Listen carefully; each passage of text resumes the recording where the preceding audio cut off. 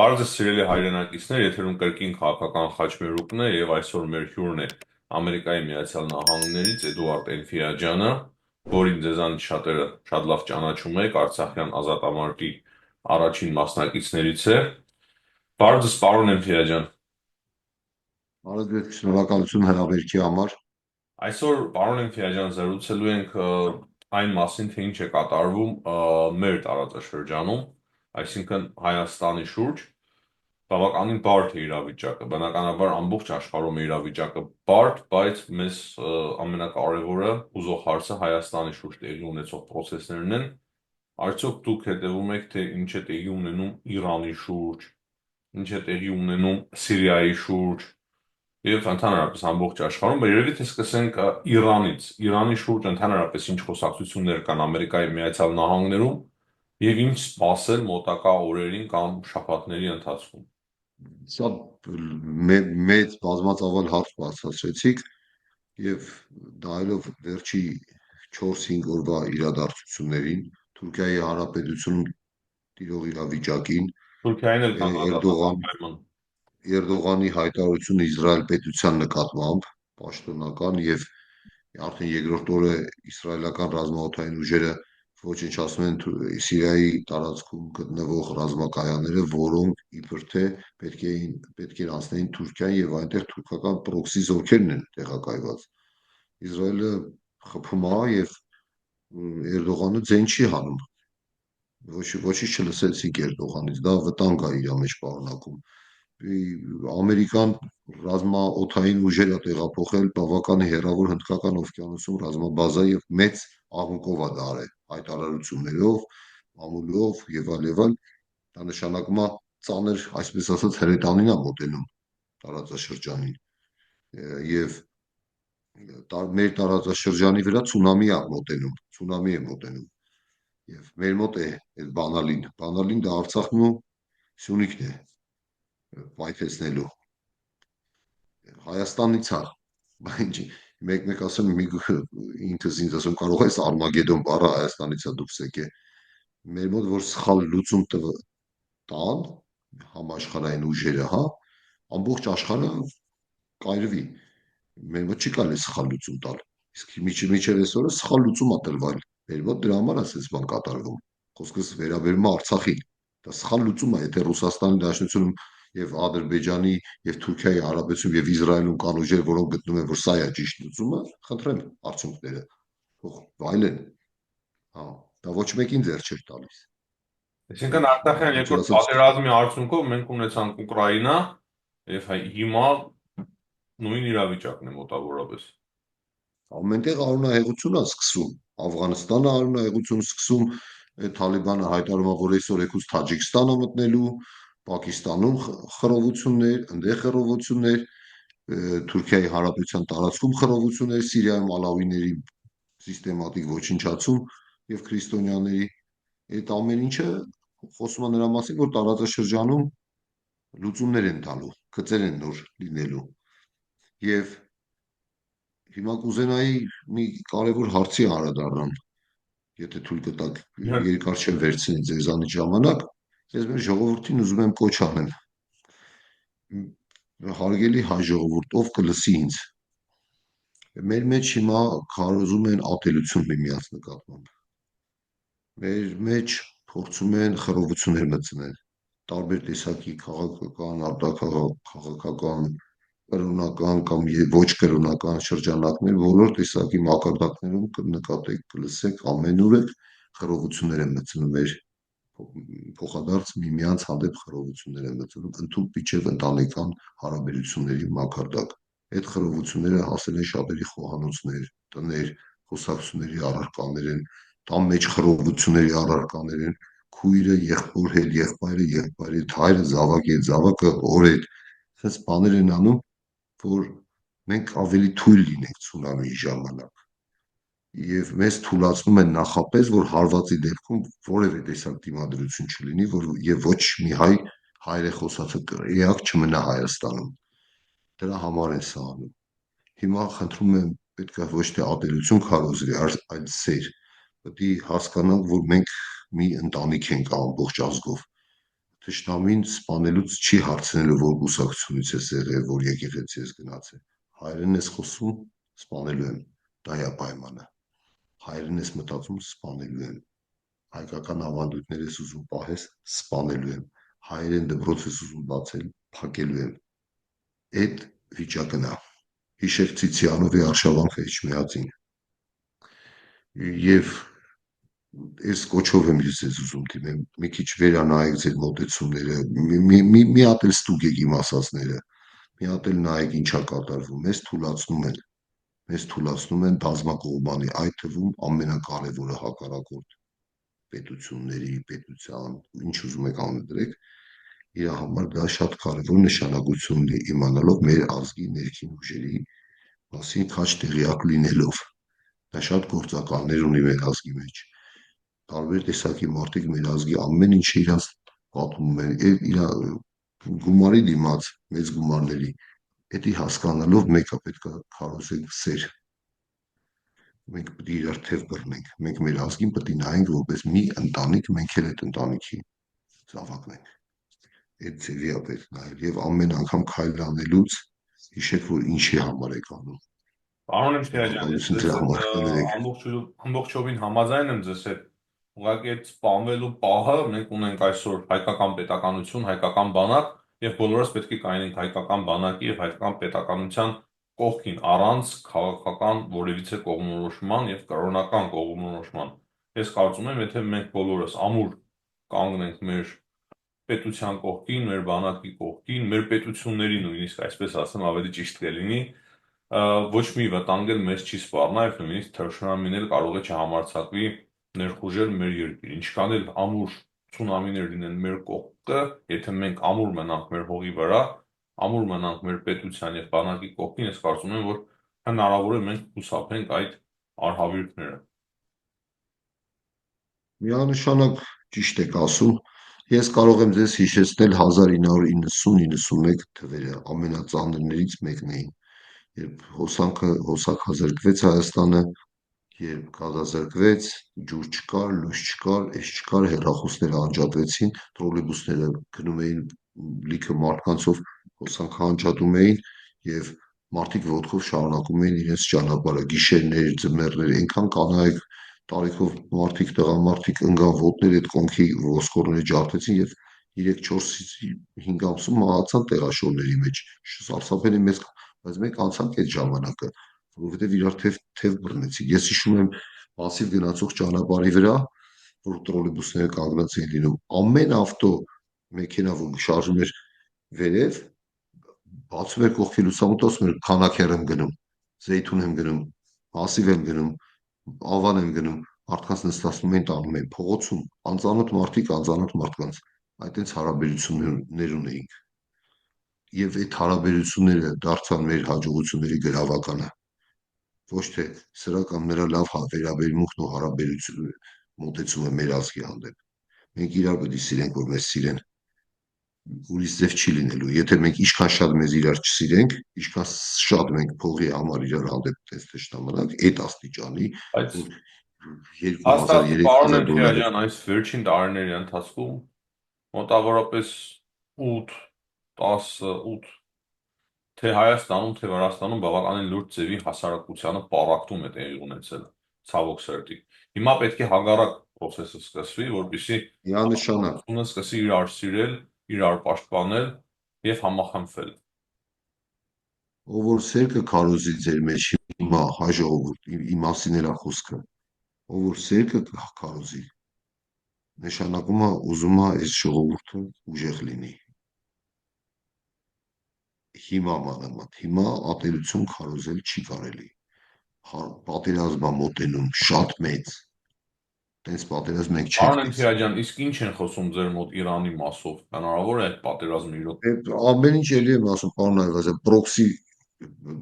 պրոքսիներ են, հասկանում եք, մեկ էսա դառնում պրոքսի, մեկ էնա դառնում, եւ ստեղ շատ արագ փոխվում է ամեն ինչ։ Տեղի է ունեցել, արդեն տեղի է ունենում տնտեսական հեղափոխություն համաշխարհային։ Սա կոչվում է Այո, տնտեսական հեղափոխություն։ Ինչ որ եղավ, դա տնտեսական հեղափոխություն էր։ Եկեք այսպես ասած, իրերը կոչենք իրեն անունով։ Մենք չգիտենք մի ամիս հետո ինչ տեսակի դրամա Ասեն, անելու եթե եւ այս տնտեսական քայլերի կապերը հետ կատարվում են երկրների մեջ, հնարավոր է պատերազմ արդեն, չէ՞, սկսվի։ Եթե մի բան միանշանակ պահում էր իրար դեմ պատերազմելու, դա տնտեսական շահն էր, առևտուր էին անում, սա եւ այդ առաջի շահի հերթին պատճառով չէին պատերազմում։ առաջի համաշխարհային պատերազմի սկսվելու լուրջ պատճառներից մեկը դա երբ մարդկությունը պինդ տեսակի վարելանյութից անցավ հեղուկ տեսակի վարելանյութին։ Բազմաթիվ գործարաններ փակվեցին, նոր մեքենաների գործարաններ բացվեցին, 5 գործարանները փակվեցին, երկաթուղու այդ ճանապարհները, որ օրեկան 5-6 սաստավ Ֆրանսիայից ենթադրենք գնում էր Անգլիա, Գերմանիա, քարացուխ, այդ ճանապարհները ոչ մեկի պետք չեկավ։ Եվ դա ստեղծեց տնտեսական ստրես եւ այդ ստրեսը տես լուծեց։ Երկրորդ համաշխարհայինը նույնպես մարդը ձիից անցավ անիվին, լիովին, ստեղծվեց միջուկային զենք, ստեղծվեց դիզել վառելիք այդ մեքենաներ, էս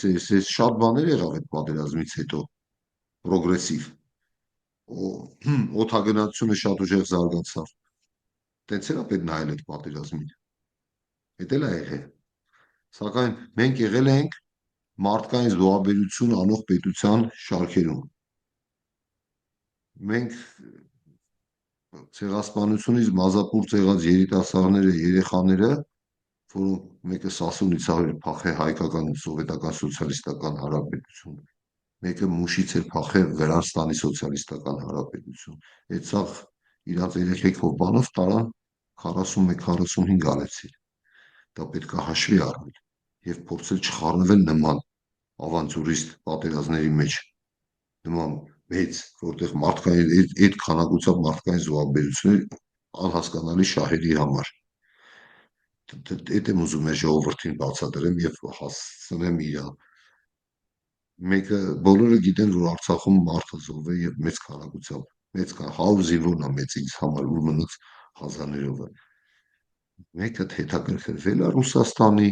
ռազմական ուժերում եւ Ուկրաինայի ռազմական ուժերում, քանի հայ է զոհվել։ Մեկը ինչ որ մի կազմակերպություն զբաղվում է, ուր են մեր իրավապաշտպան կազմակերպությունները, սակուսները ուր են։ Քիչ են զբաղվում։ Քիչ գնում մի հատ Մոսկվա, հետաքրքրվի, գնա մի հատ պաշտոնական գրությունը, որ ուզում եմ իմանամ հայազգի քանի զինվոր է զոհվել Ուկրաինա։ Քիչ են գնում, իրավապաշտպաններ կան, լավ գողական տղեկ կան, հայազգի համար հոգացող տղեկ կան, քիչ չեն զբաղվում, մի հատ թիվ ասեն, հասկանանք ինչքան հայ է մեռել Ուկրաինայի հողի վրա։ Չի, ինչի՞ չէ զբաղվում, իրանց հետաքրքիր չի, կամ մեր ազգի համար են անում։ Ուզում եմ ասեմ, այս օրինակով էլ թեկուց պետք է հասկանանք, որ մենք պետք է այս մարդիկ, որոնք ատելություն են քարոզում մեր մեջ, սրանք մեր փրկության օղակը չեն։ Մեր փրկության օղակը փոխադարձ սերն ու բարեկամությունն է։ Մեր փրկության օղակը այնա, որ ամեն հայ հասկանա, որ ինքը բացի իր տան ընտանիքից մի մեծ ավելի ընտանիքի անդամ է։ Դա իմ կոչը հայ ժողովրդին, իմ ասելիքը, ասելու խոսքս, ասելու միտքս։ Դա հիմիկվա այս ցունամիի, որ գալիս է, մենք հաղթող ենք դուրս գալու։ Հաստատ հաղթող ենք դուրս գալու։ Հաստատ։ Եկեղեցի մեր կողքը կանգնի, եկեղեցի մեր կողքը չկանգնի։ Ես իմ այս կուսակցությունը հայազգին ասի չէ չեմ անում, մենք պետք է հաղթենք։ Ստեղ պետք է Հայաստանում պետք է հայերեն խոսացողներ հայկական օրենքներով ապրող մարդիկ ապրեն։ Վերջացավ։ Եվ մեր օրենքը Եվ պետք է հուսանք այդ լինի ցունամին չի գալու համապատասխան հուսանք այդ մեր ցունամին չի գալու։ ներքին Մեր լավ օրենքները պետք է լինի պատրաստվելով չի գալու։ զարգացած երկրների օրենքի մակարդակի օրենքներ, շատ զարգացած, եւ որ մեր տնտեսությունը աճի նման ձևով, մեր եկամուտները նման ձևով ստեղծվեն եւ մեր բարեկեցությունը նման որակի լինի։ Դա է իմ մոտեցումը։ Պարոն Էնֆիա ջան, մի քիչ էլ խոսենք Թուրքիայից, ես գիտեմ, որ դուք լավ տեղեկություններ ունեք, թե ինչ է տեղի ունենում Թուրքիայում։ Հիմա այս գործընթացը մի փոքր թուլացել է, հա, ցույցերը ավելի Մարել են, թե նույն իրավիճակն է, ցույցերը շարունակվում են, ուղղակի այլ ձևեր են ստանում։ Իմ ունեցած տեղեկություններով բոլոր գրեթե մեծ քաղաքներում Թուրքիայի Հանրապետության խռովություններ կան եւ այն շարունակվում է։ Տեղեր կան, Թուրքիա մեծ պետություն է, 80-ից ավել միլիոն բնակչությունով։ Բնակչության մեծ մասը երիտասարդ են, ծերացող բնակչություն չի, ուզում եմ ձեզ ասել։ Ունի անսահմանափակ փախստականների հոսք, անսահմանափակ մարդկային ռեսուրսներ ունի, դա աֆղանացիներն են, դա միջինասիական դիկտատուրաներից փախչող ուզբեկներ, կիրգիզներ, թուրքմեններ, Ռուսաստանից փախչողներ, սարսափելի մեծ քանակությամբ էժան աշխատուժի աղբյուր ունի, սարսափելի։ Հա, էլ չեմ ասում, որ Ռուսաստանից հարուստներ բաներ, որ գողացել, մողացել են, ուզում են պահեն, Թուրքիան ասում է, էսի մուտք պահեն։ Տներ, բան, ինվեստիցիաների տեսքով։ Ասեմ ձեզ, Թուրքիայի էներգետիկան Ռուսաստանի կողմից, Ռուսաստան դոնոր է թուրքական էներգետիկային, դոնոր է, այսինքն տվող է, միշտ անսահմանափակ։ Եվ այս վիճակում Թուրքիայի Հանրապետության զարգացած մասը, համալսարանները ավարտածները, արևմուտքում կրթություն ստացած ժողովուրդը, որը ուզում է ապրի եվրոպական օրենքներով, դա Թուրքիայի այն մասն է, որ իրոք սրտանց ուզում էր Եվրոպա մտներ, ասենց ասեմ։ Քեմալիստներն են դրանք հիմնականում։ Եվ այս ներկա քաղաքական ուժերի մեջ միակ ուժերը, որ քիչ թե շատ վստահորեն ինչ-որ փոփոխություններ կմտցնեն Թուրքիայի Հանրապետության տարածաշրջանի հանդեպ վերաբերմունքը, ես չեմ ասում դրանք դառնալու են Հայաստանի Հանրապետության դաշնակիցները, բայց վերաբերմունքը եւ դիկտատուրաներին իրանց մոտ գրեթե մոտ է մեր մոտեցումներին։ Դա չի նշանակում, որ Թուրքիայի Հանրապետության քեմալիստները այլևս ազգայնականություն չեն դավանելու։ Դավանելու են, սակայն Գորշ Կարերից շատ ավելի մեղմ ազգայնական են, շատ ավելի մեղմ։ Այսօր Թուրքիայի կառավարությունը դա կոալիցիոն կառավարություն է, որտեղ հիմնական կրող ուժերը դա ԱՔՊ-ն է, Էրդողանի կուսակցությունը եւ ՄՀՊ-ն, ֆաշիստների կուսակցությունը, Գորշկալերի։ Նրանց ընդդիմադիր քեմալիստներն են, քրդերն են եւ փոքրիկ այլ կուսակցություններ։ Այս հիմնական ուժերը ընդդիմադիր են սրանց։ Քրդերը համագործակցում են քեմալիստների հետ, ելնելով իրենց ազգային շահերից։ Եվ դա Ունեն է պատճառը, parlamentum։ որ հիմա Էկրեմին մեղադրում են, որ քրդերի հետ է համագործակցում։ Այո, դա էր հետ, այո։ Հիմա նրանք չկարողացան իրան այս մուսուլմանական ահաբեկիչներին դասեն, իրան ասեցին, քանի որ դու քրդե պատկերացնում եք Սուլեյման Սոյլուն, Թուրքիայի Հանրապետության նախորդ ներքին գործերի նախարարը քայլում է փողոցով, քուրդ լրագրողը մոտենում է Սուլեյման Սոյլուն նման ազգայնական ֆաշիստական ներողություն ֆաշիստական հայացքներ ունեցող անձա։ Կարծեմ համեղել է Գորշ Կարելը, հիմա էլ կարծեմ ԱՔՊ-ից է։ Սուլեյման Սոյլուն Թուրքիայի ներքին գործերի նախարարն է։ Այս նշանից բազմաթիվ անգամ արել է, բազմաթիվ անգամ։ Եվ քայլելով փողոցում ներքին գործի նախարարը, պաշտոնյան, որը պարտավոր է օրենքը կիրառի, քուրդ աղջիկ է մոտենում, հարցնում իրեն, ուզում է հարց տա, ասում պարոն Սոյլու, ուզում եմ ձեզ հարցնեմ, ասում է դուք ինչ ազգ եք, ինչական միջոց եք լրատվական։ Ասեց դուք քրդերն եք, ասեց այո, ասեց դուք ահաբեկիչ եք։ Ներողություն։ Հասկանում եք, փողոցում ամբողջ կամերաների առջև ասում դուք ահաբեկիչ եք, ներքին գործերի նախարարը, այսինքն ներքին գործերի նախարարը ահաբեկիչ է։ Այս վիճակն է, այս կոալիցիոն կառավարության արդյունքում։ Հիմա եթե կան ուժեր, որոնք գտնում են, որ մեկը թուրքը եւ այլ եւ այլ, ինչ ասեմ, ֆենա սամանա այնա հրացանը թող գնան կռիվ անեն, բայց այն որ այս մարդիկ ասում են եկեք վերանայենք մեր մոտեցումները տարածաշրջանին, ինչ մեզ պետք չի նեոօսմանիզմ հայտարարել են ամենայն դեպս, մենք չենք ուզում ըլնենք նեոօսմանիզմ, Մենք Բայց ուզում կար ենք մեկ լինել հայտարարություն, եվրոպական պարոն ընտանիք։ Էլֆիաջան, այդ ցույցերը հիմա ով որ կազմակերպում է Էկրեմի օգտին, նա ասել էր, որ մենք երիտ թուրքերն ենք, իսկ հիմա ովքեր որ իշխանության մեջ են, երիտ թուրքերին դատողներն են։ Դա ինչպես հասկանանք այդ արտահայտությունը։ Ասեմ ձեզ, Թուրքիային դատել է Քեմալիստը, Մուստաֆա Քեմալն է դատել։ Էնվերին էլ է դատապարտել, այդ Թալաթին էլ, Ջեմալին էլ, այդ ուրիշ բան, որ հայերը ավելի շուտ են, այսպես ասած, հասել նպատակին։ Հայերն էլ են դատապարտել։ Բայց նա եղել է դատապարտված Թուրքիայի կառավարության կողմից Մուստաֆա Քեմալ Գիտեմ, հիշում Աթաթուրքի եմ այդ կողմից։ պատմությունից հիշում եմ այդ դրվագները։ Եվ Դատապարտել են Մուստաֆա մահվան, բայց ոչ Քեմալը ոք մեկը չի մահացել, բոլորը փախել են։ Մուստաֆա Քեմալը մեկը չի, որ հայ ազգի բարեկամն է։ Մեկը չի, որ հայ ազգի բարեկամն է։ Նա հայոց ցեղասպանությունը, այսպես ասած, պեչատել է Ղարսի պայմանագրով, փակել է այդ Շարունակողներ հարցը։ են։ Ու որ չթփրտանք, դրա մասին քիչ խոսանք ապագայում։ Արցախը, Նախիջևանը տրոհել է Հայաստանի Հանրապետություն եւ Ղարսի նահանգը դա տրոհել։ Մոսկվայի հետ համագործակցելով, որ շատ չխոսանք ու վեր-վեր չթռնենք։ Իսկ եթե վեր-վեր թռնենք, գործ կունենանք մի հատ անասունետ Ալիև անունով։ Եվ մի հատ ուրիշ անասուն էլ դեկա, գիտեք։ Էդի Մուստաֆա Քեմալն արել, բան չունեմ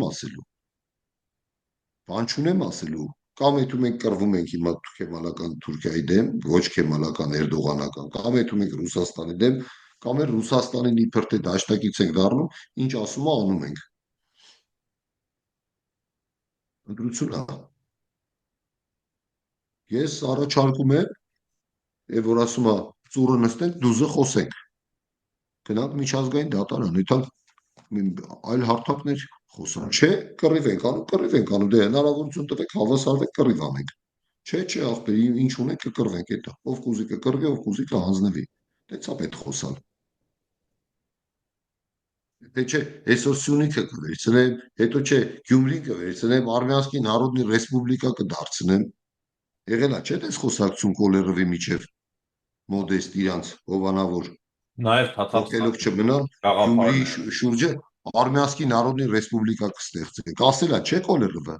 Գյումրիի շուրջ։ Հա, Գյումրի հետ 102-ի շուրջ կստեղծենք Արմյանսկի Նարոդ, տենան ոնց էս Վրաստան է թալու ասել։ Վարդան Ղուկասյանն էլ կկարգեն գուբերնատոր։ Հա, ինչ վատ է։ Հենա ինքն էլ ասում է, այս ահաբեկի շեմ, քանի հատ մարդիկ դե այնքան սպանություն ա եղել, Աստված գիտի, ով ում հետևից է կանգնած։ Էլ չեմ ասում, որ աղետի գոտուց միլիարդից ավել դոլար փողա դուս եկե։ Միլիարդից ավել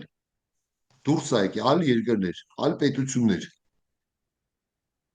Չեն իմանում, թող գան Ամերիկայի հետ դաշնային հետախուզական բյուրոյին հարցնել, իրանք 5 րոպե կասեն ուրա դուս եկե։ Գյումրիից ցա դուս եկե, Երևանից ցա դուս եկե, թե որից հաշվարկը սիրու կտան, նման կառույցներ կան, թքի կան, Բաց աղաչկո լեզվով ասած։ կարելի է ինչ-որ չափով նաև դա բաց ինֆորմացիա դարձնել, չէ՞։ Ուզենան կանեն, թող իշխանությունները աշխատեն։ Մեկ էլ ուզում եմ դիմեմ կոչով մարդկանց, որոնք իշխանության հետ կապ ունեն կամ իրաց բարեկամները։ Հիմա